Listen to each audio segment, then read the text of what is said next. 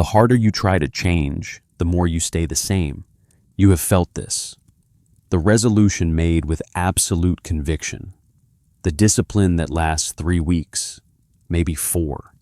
Then the slow return to old patterns, as if an invisible hand pulled you back. You blamed willpower. You blamed circumstances. You never suspected the truth. What if the problem is not what you are trying to change, but who is trying to change it? In the hall of Ramanasramam, a man sat before Ramana Maharshi, his question heavy with years of defeat. He had vowed to meditate at sunrise, to silence the anger that burned in his chest, to speak only truth. Each January, the resolve felt real. Each February, it dissolved like morning mist. "Bhagavan," he said, "why do my resolutions always fail? Is my will too weak?" What Ramana revealed in that moment would expose something hidden in plain sight. Something that makes every New Year promise collapse before it begins. Not a flaw in willpower, not a weakness of character, a trap built into the very act of resolving itself. Ramana's eyes rested on the questioner. That familiar stillness settled in the space between them. He did not answer immediately. He waited. The silence itself began to teach. Ramana spoke. "You ask why your resolutions fail. First, tell me, who is it that makes these resolutions?" The seeker replied, "I make them, Bhagavan. I resolve to change. This I that resolves, have you investigated what it is?" The teaching unfolded. The I thought is the first thought, the root of the mind, the ego itself. All other thoughts branch from this single trunk. I am angry.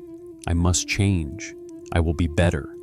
The resolution is the ego's attempt to improve itself, to make itself more acceptable. But the ego cannot destroy the ego, just as a thief cannot arrest himself.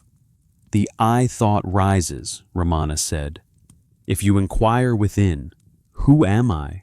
The mind returns to its source, and the thought subsides. The seeker's confusion deepened.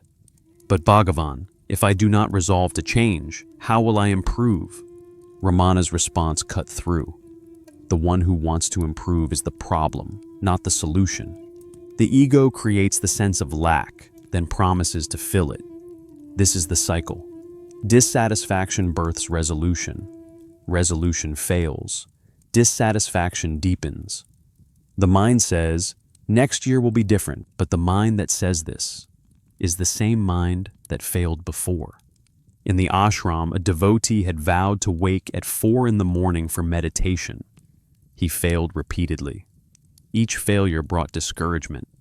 Each discouragement brought a new vow. Ramana observed, "You are trying to discipline the mind with the mind. Who is the disciplinarian? Who is disciplined?" The recognition dawned. Both are the same I thought, playing 2 roles. The one who makes the promise and the one who breaks it are not separate. They are the same false entity, appearing as 2 to maintain its own existence. The resolution is bondage pretending to be freedom. The seeker began to see the trap, but then asked, if resolutions fail because of ego, what about time itself? Does the new year not offer a fresh beginning? Ramana looked at the seeker. What is this new year you speak of? Has anything changed in the self? The sun rose yesterday. The sun rises today. Where is the newness? Time is a construct of the mind, a way the ego organizes its existence. Past and future are thoughts appearing now. The new year is a thought appearing now. The ego lives in psychological time. Regret for the past, anxiety for the future. It cannot rest in the present because the present reveals its unreality. The I thought is the first to arise, Ramana said. All other thoughts follow. Time itself is a thought. The seeker protested. But Bhagavan, I experience time. I remember yesterday. I plan tomorrow. Who experiences time? Ramana said. To whom does this memory appear? The teaching sharpened. You are not in time. Time appears in you, the witnessing awareness. In deep sleep, there is no time, no world, no resolutions. Yet you exist. Upon waking, the I thought rises first, then time, then the world, then the problems requiring resolutions. The new year promises change because the ego needs the future to justify its existence. Without tomorrow, what would the ego do? It would dissolve in the now. A devotee once told Ramana, "I will be enlightened in 10 years if I practice hard." Ramana replied, "Who will be enlightened? Find out who you are now. Enlightenment is not in time." The resolution projects freedom into the future, but freedom is only now. The ego says, "I am not free now, but I will be free then." This is the postponement of truth, the perpetual deferral of awakening.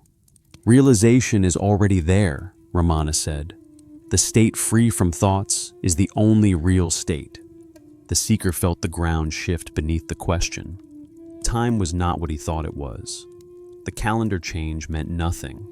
The resolution was a mental game played by an entity that existed only in time, trying to improve itself through time, never seeing that time itself was the prison.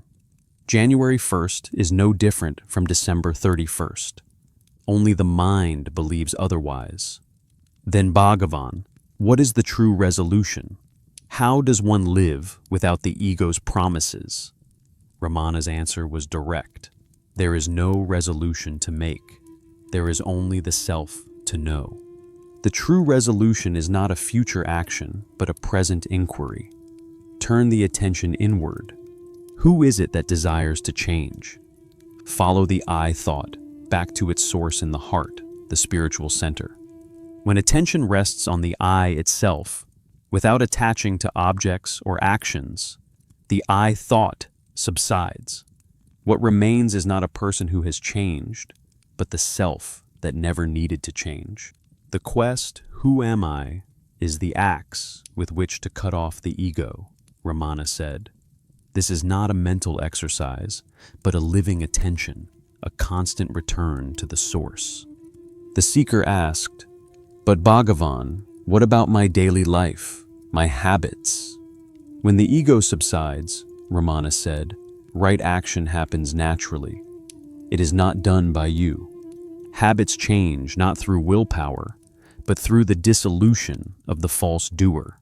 When you stop identifying with the I that craves and resists, the body-mind acts according to its nature.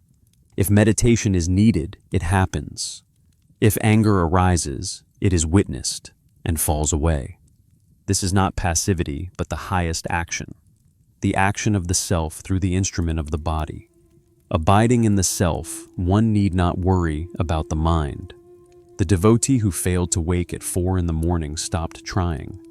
Instead, he inquired, "Who wants to wake early?" The question dissolved the tension. Some mornings he woke early. Some mornings he did not. There was no doer to fail. The resolution is replaced by inquiry. The future is replaced by presence. If one resorts to contemplation of the self unintermittently, that alone would do. The seeker sat in silence. The question had been answered not with a plan, but with a pointing, not with a method for the future, but with an invitation to the now. The teaching was complete. The seeker's burden lifted. Resolutions fail because they are made by the ego in time for a future that never arrives. The only resolution is to know the self, which is already here, already free. This requires no time, no effort of the separate self. Stop seeking to change, Ramana said. Seek to know who you are. The rest happens by itself. The new year changes nothing. The self remains. Turn inward. The answer is not in the calendar. This is not passivity. This is the highest action. the action of the self moving through you, unobstructed by the false doer. When you stop trying to change, real change becomes possible. Not because you forced it, because you got out of the way.